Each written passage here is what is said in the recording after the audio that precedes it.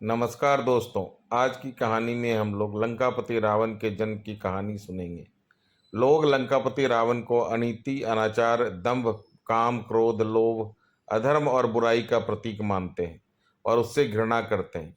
लेकिन सबसे महत्वपूर्ण बात यहाँ यह है कि दशानन रावण में जितनी ही राक्षसत्व क्यों ना हो, उनके गुणों के अनदेखी नहीं की जा सकती। रावण में अवगुण की अपेक्षा गुण अधिक थे। रावण एक प्रकांड विद्वान था।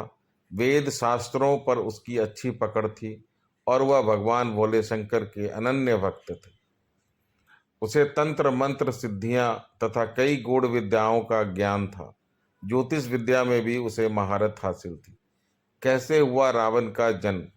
रावण के उदय के विषय में भिन्न भिन्न ग्रंथों में भिन्न भिन्न प्रकार का उल्लेख मिलता है।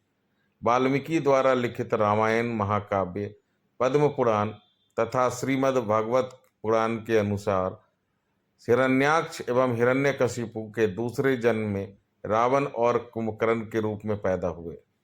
वाल्मीकि रामायण के अनुसार रावण पुलस्त्य मुनि का पोता अर्थात उसके पुत्र विश्वा का पुत्र था। विश्वा की वरवर्णनी और कैकसी नामक दो पत्नियां थीं।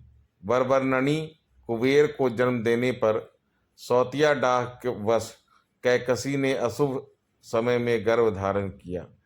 इसी कारण उसके गर्भ से रावण तथा कुंभकर्ण जैसे क्रूर स्वभाव वाले भयंकर राक्षस उत्पन्न हुए। तुलसीदास जी श्री रामचरितमानस में रावण का जन्म शाप के कारण हुआ है। वे नारद एवं प्रताप भानु की कथाओं को रावण का जन्म के कारण बनाते हैं। पौराणिक कथा। इसके अनुसार भगवान विष्णु के दर्शन हेतु सनक, सनंद आदि ऋषि वैकुंठ पधारे, परंतु भगवान विष्णु के द्वारपाल जय और विजय उन्हें प्रवेश देने से इनकार कर दिया। ऋषिगण अप्रसन्न हो गए और क्रोध में आकर जय और विजय को शाप दे दिया कि तुम राक्षस हो जाओ, और जय विजय ने प्रार्थना की कि अपराध की क्षमा मांगी। भगवान विष्णु ने ऋषियों को क्षमा कर को कहा। तब ऋषियों ने शाप की तीव्रता कम करते हुए कहा कि 3 जन्मों तक तुम्हें राक्षस योनि में रहना पड़ेगा, उसके बाद तुम पुनः इस पद पर प्रतिष्ठित हो सकोगे। इसके साथ एक और शर्त थी, भगवान विष्णु या किसी अवतारी स्वरूप के हाथों तुम्हारा मरना अनिवार्य होगा।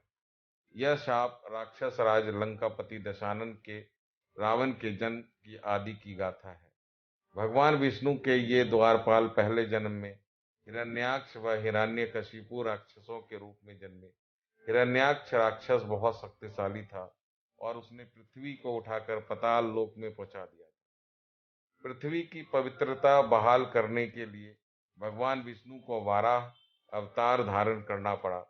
फिर विष्णु ने हिरण्याक्ष का वध कर पृथ्वी को मुक्त कराया था।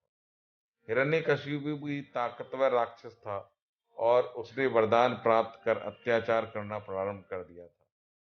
भगवान विष्णु द्वारा अपने भाई हिरण्याक्ष के वध की वजह से हिरण्यकशिपु विष्णु विरोधी था और अपने विष्णु भक्त पुत्र प्रहलाद को मरवाने के लिए उसने कोई कसर नहीं छोड़ी।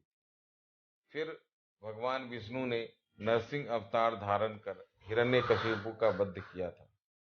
त्रेता युग में ये दोनों भाई रावण और कुंभकर्ण के रूप में पैदा हुए और तीसरे जन्म में द्वापर युग में जब भगवान विष्णु श्री कृष्ण के रूप में जन्म लिया, तब ये दोनों शिशुपाल एवं तंत्रवक्त्र के नाचारी के रूप में पैदा हुए।